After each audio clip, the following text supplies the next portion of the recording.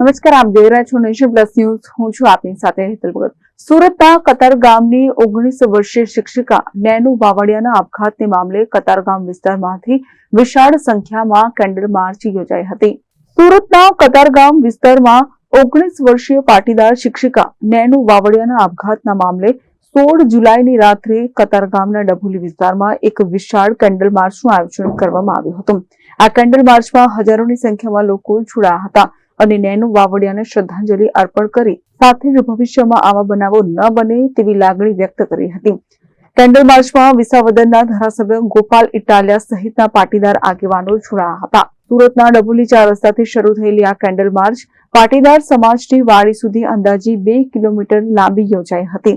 આ માર્ચમાં 10,000થી વધુ લોકો જોડાયા હોવાનો અંદાજ છે. લોકોએ હાથમાં મીણબત્તી અને મોબાઈલની ફ્લેશ લાઇટ કરી હતી. આ કેન્ડલ માર્ચમાં પાટીદાર અગ્રણીઓ જેવા કે અલ્પેશ કથિરિયા, ધાર્મિક માલવીય, વિજય માંગુકિયા સહિત મોટી સંખ્યામાં આગેવાનો ઉપસ્થિત રહ્યા હતા.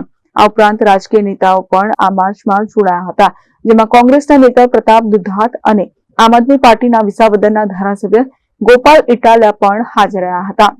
આ કેન્ડલ માર્ચનો મુખ્ય ઉદ્દેશ્ય નેનુ વાવડિયાને શ્રદ્ધાંજલિ આપવા ઉપરાંત સમાજમાં જાગૃતિ લાવવાનો અને ભવિષ્યમાં કોઈ પણ સમાજની દીકરી સાથે આવા પ્રકારનું કૃત્ય ન થાય તે સુનિશ્ચિત કરવાનો હતો.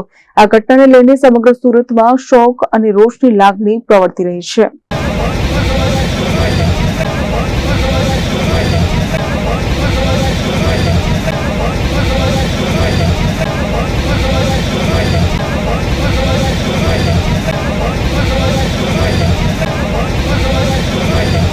Bureau for Nation Plus news, Surat. સમાચારોના સતત અપડેટ મેળવવા માટે અમારી નેશન પ્લસ ન્યૂઝની યુટ્યુબ ચેનલને સબસ્ક્રાઇબ કરો, બેલ આઇકન દબાવો અને જોડાયેલા રહો ફેસબુક, ઇન્સ્ટાગ્રામ અને ટ્વિટર પર.